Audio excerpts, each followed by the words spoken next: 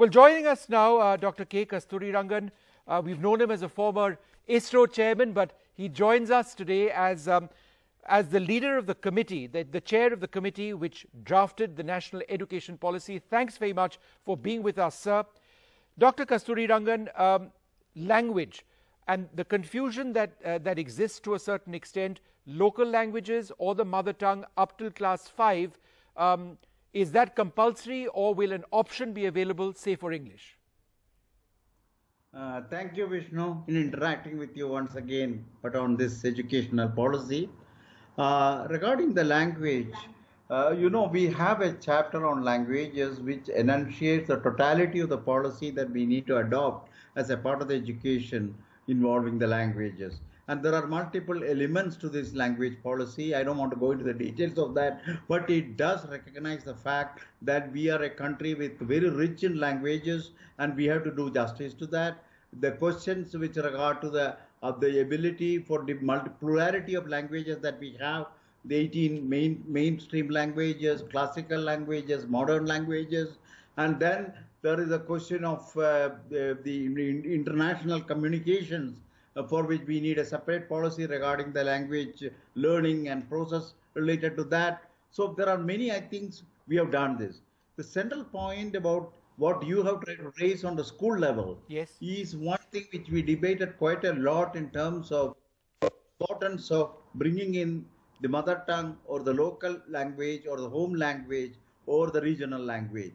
The rationale that we have tried to use in trying to make this recommendation of a home of a language for making for the studies, what you may call as the mother tongue, is the reason is the fact that we have it recognizes the evolution of the cognitive abilities of the child, the ability to comprehend. Absolutely. And so on. Dr. Kasturirangan, I take your point entirely, the importance of your mother tongue or a home language, but just a simple question, is it compulsory in terms of education? Would the parents of children have the option to educate their kids in another language, for example, English? Vishnu, there is no compulsion about any language being imposed on any state for any kind of studies. Okay, that's important. We are given a 3-language formula which is consistent with even the earlier policy. All we say is you choose, make your choices, but mother tongue, one more national language, and if English is to be chosen, that is also available. A 3-language formula with that kind of a flexibility is available. Right. If the choice is to be made for learning things through English, and if that is what the decision of the parent is, or if the people who are there for the child to decide, then I think the policy by itself does not create any hurdles with regard to that decision. Let's look at a few of more very interesting areas. Pre-primary education has been given a very big focus, but I also notice that very young children, perhaps even below class 4, will have to take an exam for the first time. Why is that the case? Well, the pre-primary education has been given a lot of importance simply because we have for the first time recognized the aspect of brain growth and its ability to comprehend, or what you may call as a cognitive sciences. And we have factored this aspect of how the brain develops up to the age of 8, where you go, development is almost 80-85% of the final maturity value.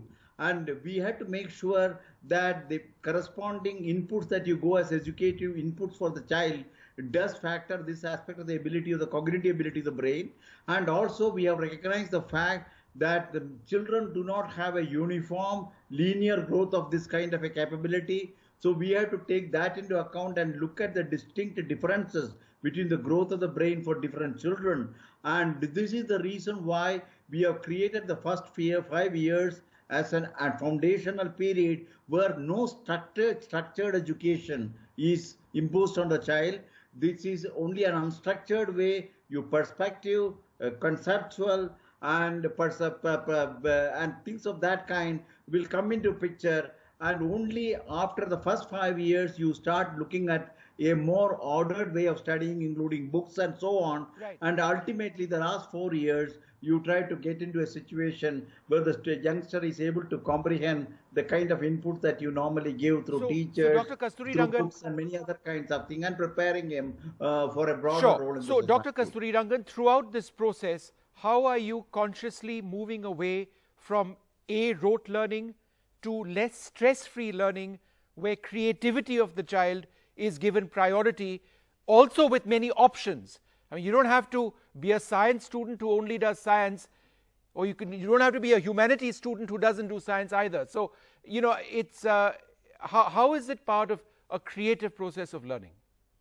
Vishnu, the central point in this is the continuous evaluation of the progress of the youngster with respect to how he is comprehending the various input that are given to him in terms of the lessons, in terms of the kind of education that is imparted to him. So this is one of the things where you try to bring in a constant evaluation of the student, how well is he learning, of the learning capability, absorption capability, and the ability to be creative. This is evaluated all through the education. So it is not a one-time, one-step evaluation at the end of a year where you are told to immediately remember many things that you learned and immediately write some questions and answers. This is not the way in which the present policy envisages this. So that is one of the important differences. This also makes sure that when the student recognizes that a certain subject he has already had a good amount of understanding, a level of maturity in understanding he has reached, that he can even take an examination. And when he takes that examination and he does good work, the results are good, he does not have to again take that examination at the end of the year. So a choice being given as far as exams, but sir, absolutely. But you know, there will still be board exams. Is the future of a child going to ultimately be determined by a board exam? I can tell you the board exams are ultimately based on the overall, they will have a substantial component of the evaluation of the student studies in the early phases, like 8th class or 9th class. So there's a clear-cut, consistent evaluation of the progress of the student, his strengths and weaknesses, and the corrective measures that are to be done. This, in a sense, gives a confidence that he need not worry about all of this at the end as a single integrated high-stakes exam, which will decide his whole future. That is what the difference of this policy is. But that also is challenging, sir, isn't it? In terms of teaching and in terms of having standards. For example, how do you assess creativity? You know, we've got right and wrong answers in exams. So an entire, you know, I mean, lakhs of teachers over a period of time will need to be trained to assess creativity. And that's going to be your biggest challenge, sir. How do you educate the educators? Absolutely right. Yes, you are absolutely right, Vishnu. This is going to be one of the challenges. I think there is no shortcut to the question of evaluating a youngster and deciding on how to steer him towards a better comprehension and therefore a better outcome for his education. I think there are no shortcuts for it. We need to evolve the mechanisms of doing this, understand the creativity and other kinds of things in terms of quantification, and ultimately create this as a part of it, and that too on a continuous and sustainable basis and not on a one-shot basis. Two final questions, short ones. Firstly, how is a lot of this geared towards vocational education? It's not just education for the sake or learning for the sake of learning, it's learning for an ultimate life goal, potentially a life goal. How have you brought that in, sir? You know, first of all, the vocational education has several layers of complexities, and there are many areas, whether it is related to carpentry, for electrical jobs, for gardening, in terms of agriculture, in terms of the medical support and things of that kind. There are enough amount of provisions in a multidisciplinary educational system of the last 4 years of the secondary school, where this is brought in as an additionality. And those who want to take up at least one vocational education subject will be a part of the secondary education. Sure. And if they want to make a study, if they want to out of this, they can pick up areas where they can go more detailed to make themselves a useful professional even at the secondary stage, and they can work with the local institution which is concerned with the subject that he is interested. Absolutely, absolutely fascinating, sir. Quite landmark in many ways. and one hopes that the quality of life ultimately in our country through education improves. Always a pleasure speaking to you, Dr. Kasturi Rangan. Thank you very much for being with us.